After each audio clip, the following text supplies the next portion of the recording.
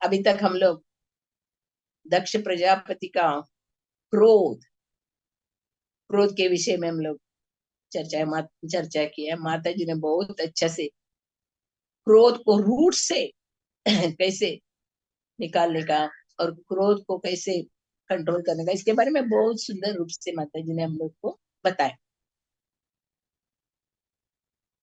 हम लोग 5 दिन बहुत अच्छे से क्रोध के बारे में हम लोग पूरा चार्ट करके स्केच करके सब उसके बारे में हम लोगों ने जाना और समझा। अभी आगे हम लोग जाएंगे। कारण कुछ नहीं था, छोटा सा कारण। दक्ष प्रजापति यज्ञ कर रहे, यज्ञ में सारे ऋषि ऋषि मुनिगण देवी देवता ब्रह्मा शिव सब उपस्थित है। दक्ष प्रजापति आते हैं तो उनके शरीर के चमक से सभी लोग उठ के खड़े होते। ब्रह्मा जी भी उनको स्वागत करते और वो जब भी बैठने के लिए जाते तभी देखते शिव जी उठे नहीं। इतना है बस। ये क्रोध इतना खतरनाक और पूरा पूरा सारे यज्ञ स्थल को उद्ध्वस्त बना दिया। रजोगुण भगवान भगवत गीता में बताया, काम एष क्रोधेश रजोगुण समुद्र महाशनो महापापा विद्येनिह वैरिणम। ये वैरी है, तो इसको हम लोग बराबर कंट्रोल में करना चाहिए। अर्जुन को भगवान बता रहे, क्रोधात भवति सम्मोहा मोहात् स्मृति विभ्रमा स्मृति भ्रंशात बुद्धिनाशो बुद्धिनाशात प्रणश्यति।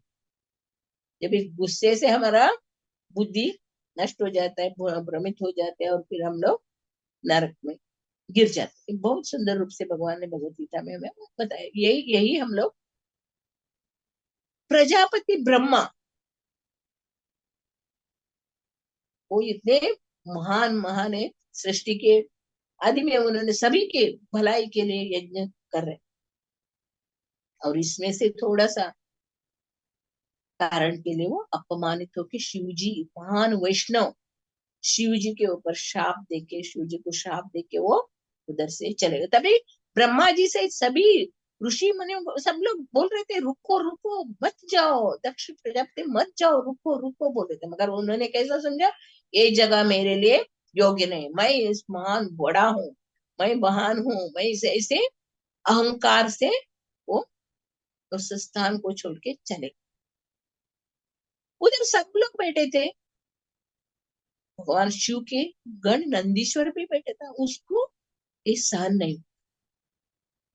कोई भी अपने गुरु के अपमान को नहीं सहन कर सकता। भले ही उस वो खुद को अपमान करेगा तो वो सहन करेगा, मगर अपने गुरु के अपमान करेगा तो कभी भी सहन नहीं। यही शास्त्र में लिखा, और सहन नहीं करना चाहिए, डट के उसको प्रत्युत्तर देना चाहिए। इधर नंदीश्वर ने भी उठ के खड़ा होके उन्होंने भी उसको गुस्सा, उसका भी गुस्सा सहन करने नहीं हुआ। इधर बता रहे हैं प्रभुपाद जी फर्स्ट लाइन में बता, ये जो कनिष्ठ अधिकारी भक्त और शैव में हमेशा ये झगड़ा चलते आते। ये अभी नहीं, पहले से वो लोग शैव लोग अपने आप को बड़े बोलते हैं और वो कनिष्ठ वैष्णव जो रहते हैं उनके वाद विवाद में भाग लेके ये चलता है आ रहा है पहले से ये। मगर नंदीश्वर देखते शिव जी चुपचाप ध्यान मग्न है, वो शिव जी का अनुकरण नहीं करते। अगर शिव जी चाहते तो शिव जी भी दक्ष प्रजापति को शाप दे सकते थे, पर शिव जी कुछ नहीं किया। उन्होंने शांत रीति से अपना पहले कैसे बैठे थे वैसे ही ध्यान में मग्न। इधर हम लोग वैष्णवों का गुण, शिव जी वैष्णवा नाम यथा शंभु, पहले वैष्णव शिव जी है और इनका आचरण ये हम लोग को सीखने के लिए मिलता है। नंदीश्वर गुस्से में आके दक्ष प्रजापति को शाप देता है और उपस्थित ब्राह्मणों को भी शाप देता है। ये बाद में वो लोग ब्राह्मण लोग उसके ये करते, ये सब पूरा शाप शापित चलता है। ये हम लोग भौतिक दुनिया में भी हम लोग ये देखते हैं।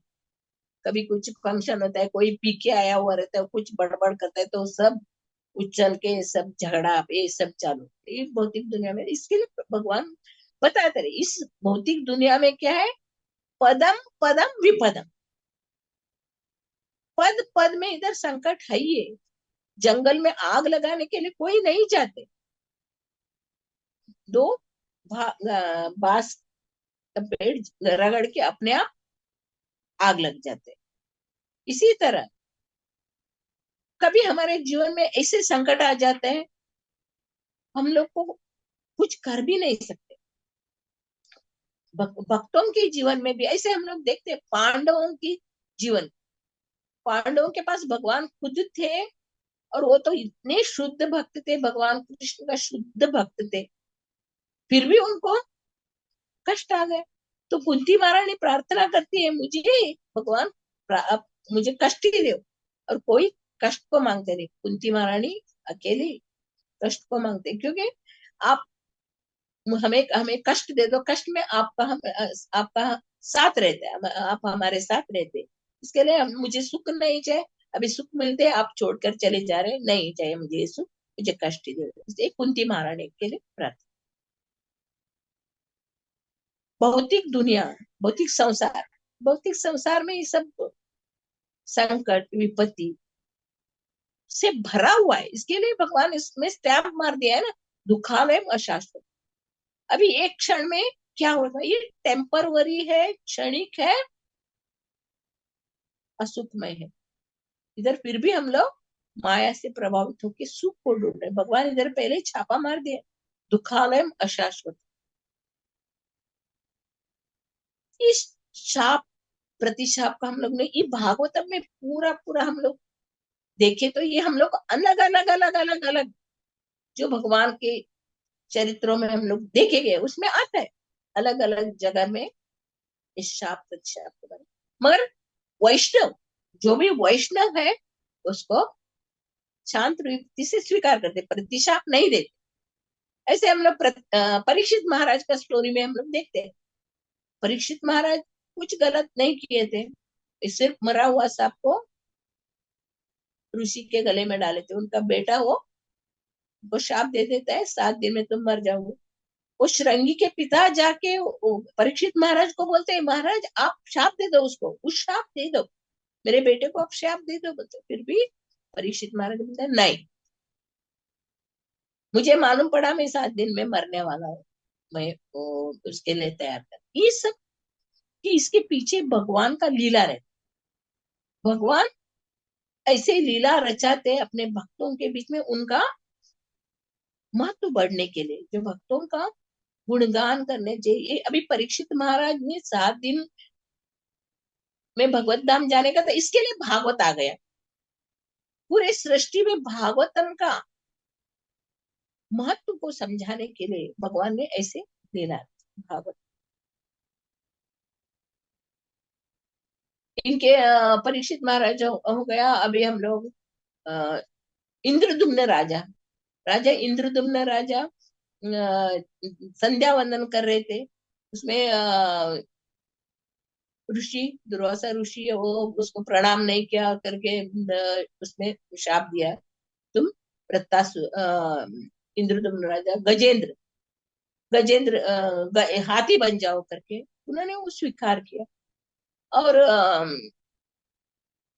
ऐसे अलग अलग हम लोग आगे हम लोग देखे से वैष्णव भक्तों का जीवन में ये क्षण आता है, संकट का समय आता है, फिर भी वो किस तरह उसको सहन करते हैं।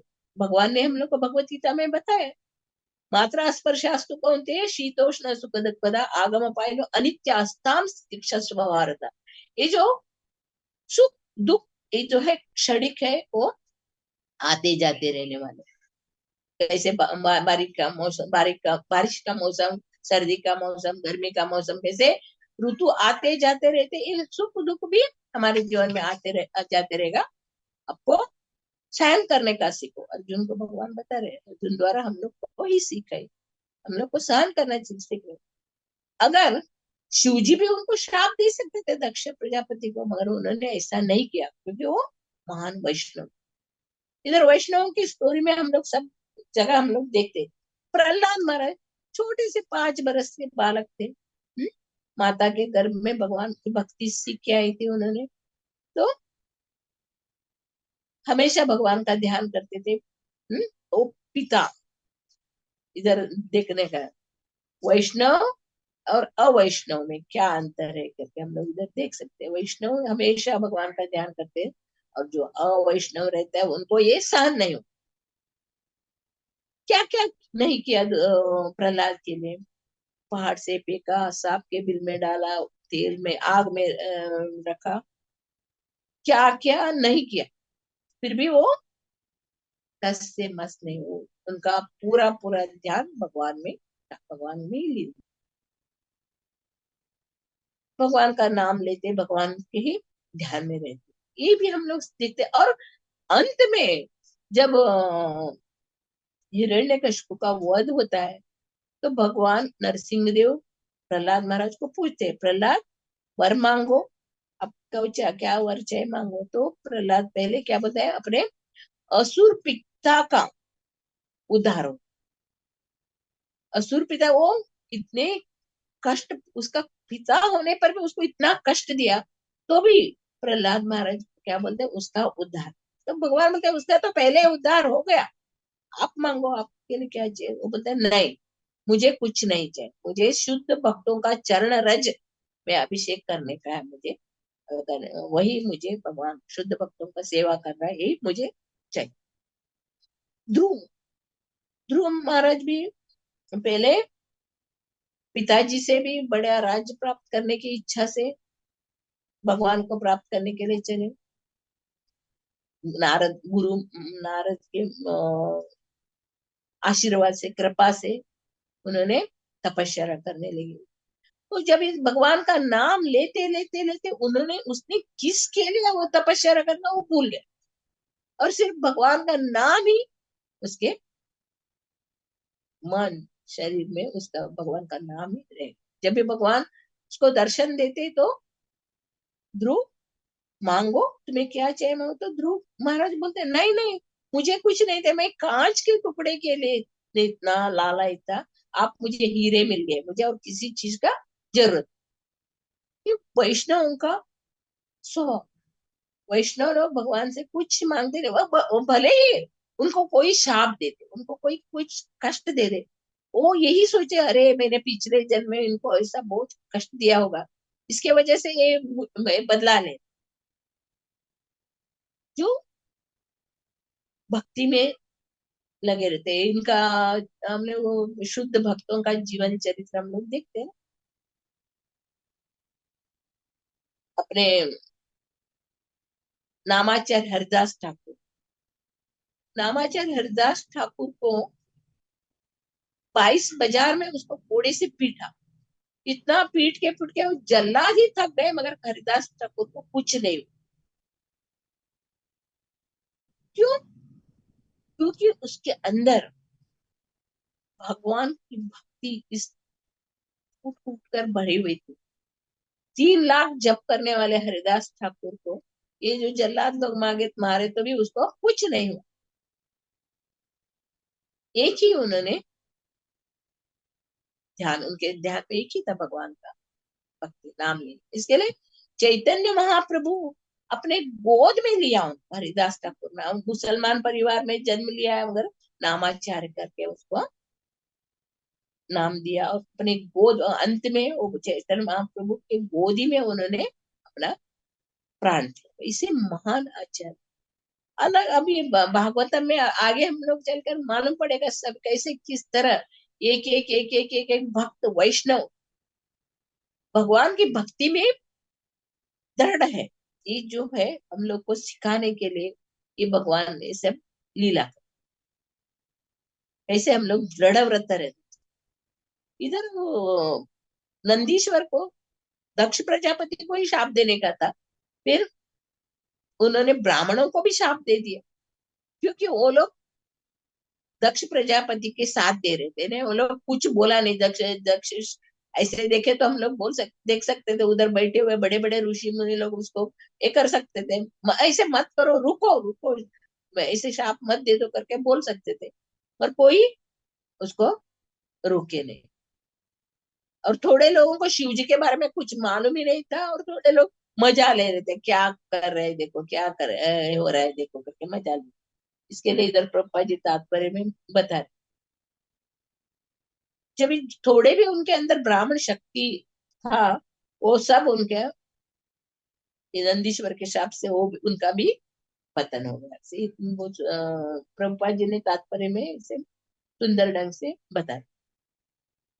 अभी हम लोग भौतिक दुनिया में हम लोग देखते हैं, कभी किस क्षण क्या होएगा किसको पता नहीं। हम लोग बड़े बड़े प्लान बनाते हो करने का, ये करेगा। माता जी ने कल बहुत सुंदर ढंग से बोला, हम लोग किधर भी जाने के लिए 4 महीने के पहले टिकट बुक करते हैं, फिर जाने के 2 दिन से बुखार वो चालू होता है, तो हम लोग जा नहीं पाते। कितना हमारे मन में डिसअपॉइंटमेंट है ना, ये हो जाता है ना हम लोग को, दुख हो जाता है, हम लोग नहीं जा पाए, नहीं जा पाए करके। इधर इधर बताया सुधर क्या करना चाहिए, तभी हम लोग को घर में बैठ के पूरा पूरा भागवतम भगवत गीता का पढ़ना चाहिए, और उस हम लोग धाम में है। तो प्रभुपाद जी हम लोग को यही सिखा रहे हैं, अपने घर को वृंदावन। हर एक सभी लोग वृंदावन जाके नहीं रह सकते, वो किसी भाग्यवान जीव है, राधा रानी की कृपा जिनके ऊपर है, वो ही वृंदावन में जाते हैं। मगर सभी को अपना घर को वृंदावन में, अपने घर में राधा श्याम सुंदर का भी अर्चा विग्रह रखे, उसको पूजा करो, भोग लगाइए, भागवतम नित्य भागवतम का पढ़िए सुनिए, ये भक्ति का प्रचार विधि, इस करने से हम लोग का घर वृंदावन हो जाता है। वैष्णव सॉन्ग में हमने देखते ना, जेदी न ग्रहे भजन होए, जिस दिन हमारे घर में भजन होता है, वो दिन गोलोक ही उधर बसता है, गोलोक का बाय करके भजन में आता है ना। जो जिस दिन में हमारे घर में भजन कीर्तन सब होता है, तो वो दिन हमारा घर गोलोक बन जाता है। इधर प्रभा जी हमें इतने सुंदर ढंग से बता रहे हैं कि जब भौतिक दुनिया में ये सब होते रहेगा, ये होता, मगर जो शुद्ध भक्त रहता है इसमें लिप्त नहीं होता, वो अपने आप को भक्ति में लगा रहता है। इधर हम लोग चैतन्य शरीर से तेज निकल रहा है, हम लोग देखा ना, पढ़े जब भी दक्ष प्रजापति सभा में आता है, तो शरीर से उनका ऐसा तेज निकल रहा था, सब लोग उठ के खड़े हो। वैसे ही शरीर का तेज हम लोग बलि महाराज, बलि महाराज के शरीर से, जब बलि महाराज स्वर्ग के ऊपर युद्ध करने के लिए आते हैं, तो स्वर्ग के ऊपर युद्ध करने के लिए आते हैं, तो देवी देवता सब लोग देखते, अरे इसके शरीर से इतनी चमक आ रही है, ये सूर्य देव तो नहीं है, ये सूर्य देव तो नहीं है, कौन है कौन है। अभी सब लोग वो लोग सब जाके अपने गुरु बृहस्पति को पूछते हैं, हमारे ऊपर सूर्यदेव आ रहे हैं, सूर्यदेव हमारे ऊपर लड़ाई करने के लिए। तभी उनके गुरु बृहस्पति बोलते हैं, नहीं, वो नहीं, कोई है, कौन है वो बलि महाराज है।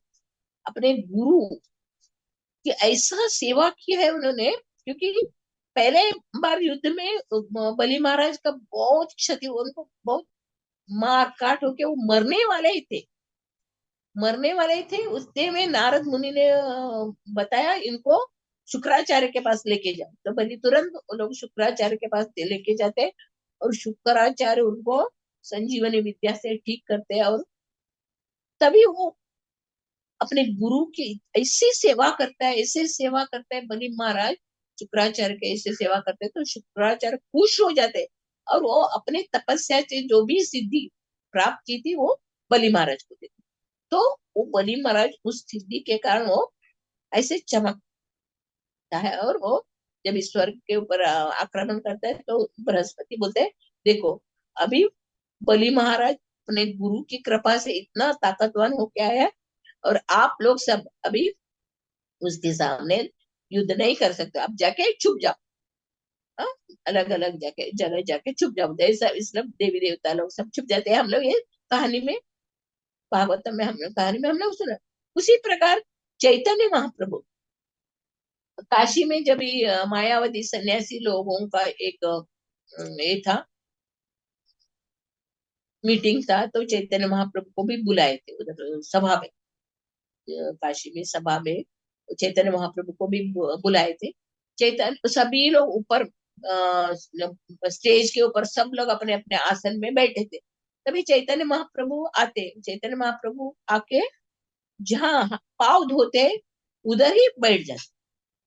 तो उपस्थित सभी ऊपर बैठे हुए सभी मायावादी सन्यासी लोग देखते हैं कि चैतन्य महाप्रभु के शरीर से ऐसे चमक आ रहा है, इसे तेज है। वो लोग भी दिग्भ्रमित हो जाते हैं, अरे इसे तेजवान, इसे तेजस्वी। तो उनको भट्टाचार्य नीचे उतर के आके उनको ऊपर ऊपर उठा के लेके जाते हैं और बोलते हैं नहीं, ये जगह आपका नहीं है, आप आइए हमारे साथ आके ऊपर बैठे, करके उनको ऊपर व्यासासन पे बिठा।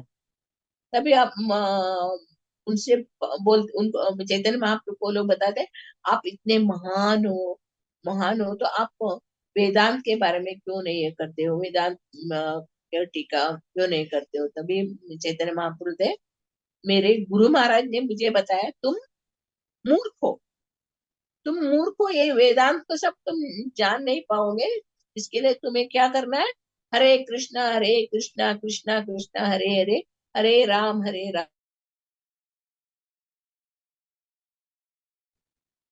हाँ? तभी वो चैतन्य महाप्रभु उधर से जाते तो पूरे पूरे पूरे इलाहाबाद काशी के सभी लोग उनके पीछे हरे नाम करते जाते। ये भी हम लोग चैतन्य चरितामृत हम लोग पढ़ते देखते। और शाप का, इंद्रद्युम्न महाराज को वृत्तासुर नहीं, इंद्रद्युम्न महाराज को गजेंद्र का गज हाथी होने का शाप मिला। तभी वो गजेंद्र रूप में भी वो भगवान को याद करते, भगवान को याद करते। भगवान वो कितने हजार बरस तक मगरमच्छ के साथ लड़ाई करके लास्ट में वो सभी को रक्षा करने वाले गोविंद भगवान मेरे रक्षा करो करके पुकारते हैं, एक कमल को निकाल के ऊपर फेंक देते तो तुरंत भगवान भाग के आते।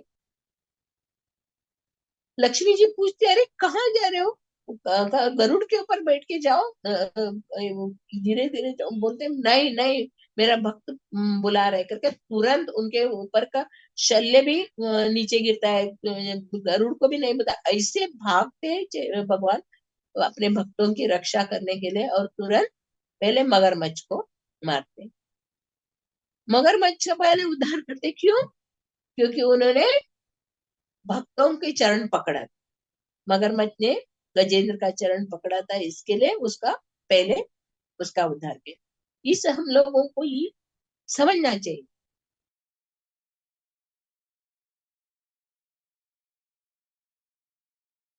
थोड़ा माता जी म्यूट में आप बार बार क्यों जा रहे हैं?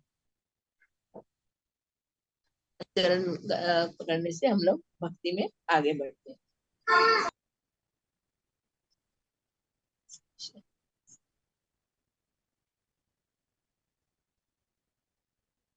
इधर प्रभा जी इस तात्पर्य में हमें बता रहे हैं,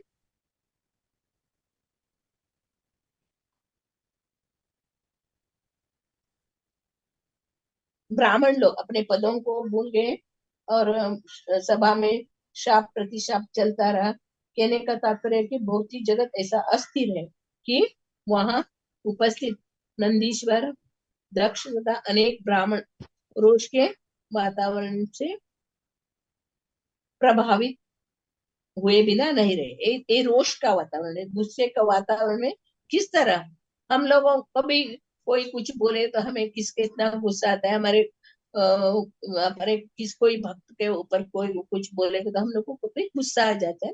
ये ये भौतिक दुनिया का ये रीत है। काम क्रोध लोभ मोह मात्सर्य हमारे अंदर ही बैठा है और उधर भी बाहर नहीं है, हमारे अंदर ही काम क्रोध लोभ मोह मद मात्सर्य हमारे अंदर ही। इसको बाहर नहीं, हम पहले ही भगवान बोलते हैं ना, ये जो झरोके हैं, ये झरोकों को पहले बंद करना चाहिए, इसको बाहर निकालो, काम क्रोध लोभ मोह मात्सर्य को हमें अंदर से निकालो। चैतन्य महाप्रभु हमें यही शिक्षा देता है। चेतो दर्पण मार्जनम भौमः दावाग्नि निर्वापणम श्रेय कैरव चंद्रिका वितरणम विद्यावधु जीवनम आनंदाबुदि वर्धनम प्रतिपदम पूर्णामृता साधनम सर्वात्मा स्नपनम परम विजेते श्री कृष्ण संकीर्तन। श्री कृष्ण संकीर्तन द्वारा ही, भगवान कृष्ण के नाम जप के द्वारा ही हम लोग इस काम क्रोध मोह लोभ को कंट्रोल में कर सकते हैं। ये हम लोग शुद्ध भक्तों के जीवन चरित्र से हम लोग देखें, ये लोगों को ऊपर कितना संकट आए। ये प्रहलाद महाराज रहने दो, और अम्बरीश महाराज का भी हम लोग देखते हैं। अम्बरीश महाराज के इतने शुद्ध भक्त थे, दुर्वासा ने उनको शाप दिया और शाप से ये राक्षस को उत्पन्न करके दुर्वासा को मारने के लिए ये गया, और फिर वो कर नहीं पाए। वापस भगवान ने बोला मेरे शुद्ध भक्त के चरण पकड़े, उनसे माफी मांगो तो ही आप शाप से मुक्त हो जाओगे करके। वो अगर अम्बरीश महाराज चाहते तो वो भी उनको शाप दे सकते, मगर नहीं, उन्होंने अम्बरीश महाराज 1 बरस तक वैसे ही खड़े रहे, जल पिए बिना, मगर उन्होंने कैसे सहन किया। ये सहन करना, ये जो है सहन करने का गुण हम लोग को इस भागवतम, भागवतम ऐसा एक ग्रंथ है, इसमें ज्ञान विज्ञान सब सब आ जाते हैं। आध्यात्मिक मनोविज्ञान, मनोविज्ञान को हम लोग देख रहे हैं। भौतिक दुनिया में ऐसा कुछ हम लोग को हादसा होएगा तो हम लोग सीधा मेंटल हॉस्पिटल में एडमिट करेंगे, नहीं तो कोई सुसाइड कर लेंगे, कोई पॉइजन के लेंगे। ये जो विपत्तियां आते हैं, तो हम लोग देख रहे हैं ना, भौतिक दुनिया में कितनी जगह हम लोग देखे क्या क्या हो रहा है, क्या क्या, क्योंकि उन लोगों को संकट को सहन करने का ही मालूम नहीं है, क्योंकि भगवान की भक्ति नहीं थी। चैतन्य कृष्ण भावना भावित विज्ञान जो है, ये जो कृष्ण भावना भावित विज्ञान हम लोग को मनोवैज्ञानिक तरीका बता रहे हैं। सिर्फ भगवान का नाम मात्र से हम लोग अपने मन को इंद्रियों को वश में कर सकते हैं। हमारे शरीर के द्वारा गलत होता है, वाणी के द्वारा मन के द्वारा हम लोग किस तरह, माता जी ने बहुत सुंदर रूप से हम लोग क्रुद्ध हो जाते हैं कैसे, ये सब एक्सप्लेन करके माता जी ने बहुत सुंदर ढंग से हम लोग को समझाया, क्योंकि हमारे दिमाग में वो बैठ जाए। तो इस भागवतम हम लोग पढ़ते हैं हम लोग को याद आ जाता है, हम लोग को जीवन, हमारा मनुष्य जीवन किसके लिए मिला है, हम लोग को आत्म साक्षात्कार के लिए मिला है। आत्म साक्षात्कार के बिना हम लोग इस भौतिक संसार में आत्म साक्षात्कार के बिना हम लोग मर जाए तो वापस वापस वापस हम लोग को जन्म मृत्यु के चक्र में आके फंसना पड़ेगा। हम लोग को यही शिक्षा दे रहे, मनुष्य जीवन पाया राधा कृष्ण भजिया जानिया सुनिया विषा खाए। मनुष्य जन्म मिला, भगवान का भक्त भजन नहीं किया, राधा कृष्ण का भजन किया, जान बूझ के आपने विष खा लिया। एक एक भागवतम का श्लोक इतना अमृत के समान है, इसको सिर्फ हम लोग कान से सुनताम स्वकताम कृष्ण, सिर्फ सुनने से भगवान कृष्ण की कथा सुनताम स्वकताम कृष्ण पुण्य श्रवण कीर्तन। तो शुद्ध भक्तों के मुख से हम लोग सिर्फ भागवत कथा सुनने मात्र से हमारा हृदयंतस्थ है अभद्राणी विदुनोति सुरत, हृदय के अंदर जो भी अभद्र है, करोड़ों करोड़ हम लोग ये मनुष्य जन्म लेने के पहले हमारा कितना जन्म हुआ हो, कितना जन्म में हम लोग थोड़े थोड़े थोड़े थोड़े थोड़े शुद्ध भक्तों के संग में आके, किसी भक्तों के संग में आके भगवान की कृपा से हम लोग को मनुष्य शरीर मिला है। हजारों हजार चैतन्य भगवान कृष्ण बोलते ना, हजारों हजारों बरस के बाद कोई एक भगवान का भक्ति करता है, तो ये जो भगवान का भक्ति मिलना आसान नहीं है। हमारा पुण्य कर्म होना चाहिए, पुण्य कर्म और सत्संग, गुरु महाराज की कृपा, इससे हम लोग को एक भक्ति मिलता है। जो भी हम लोग को अभी अमूल्य धन मिला है, इसको हम लोग को खोने का नहीं, उसको हम लोग को अच्छे से पकड़ के रखना चाहिए। साधु संग सर्व शास्त्र कहे, लव मात्र साधु संग सर्व सिद्धि। ये सर्व सिद्धि है हमारे। भागवत सुनना, भगवत गीता सुनना, हमारे रोज रोज जप करना, भगवान का अर्चा विग्रह का सेवा करना, ये प्रसाद खाना, ये जो हम लोग को मिला है, ये हमारे सुकृति है। प्रभुपाद जी की कृपा से, आज प्रभुपाद जी की कृपा से हम लोग थोड़े से कथा सुनने में रुचि कर रहे हैं। कोई ना एक दिन हम लोग को शुद्ध भक्ति और शुद्ध भक्तों का संग मिलेगा, वही आशा करते हैं। अभी हम लोग रोज रोज भागवतम सुनने से हमारा हृदय का अंदर का अभद्र नष्ट हो जाता है, और भगवान हमें दर्शन देंगे, भगवान हमें चरण में हमारा मति रहेगा। एक ना एक दिन हम लोग भगवत धाम जाएंगे। यही इच्छा से हम लोग को नित्य भागवत सेवा है, नित्य हम लोग को भागवत को सुनना चाहिए, और इसमें क्या जो भी बताया है उसको हम लोग आचरण में लाना चाहिए। श्रीमद् भागवतम की जय, श्री प्रभुपाद महाराज की जय। हरे कृष्ण, हरि बोल।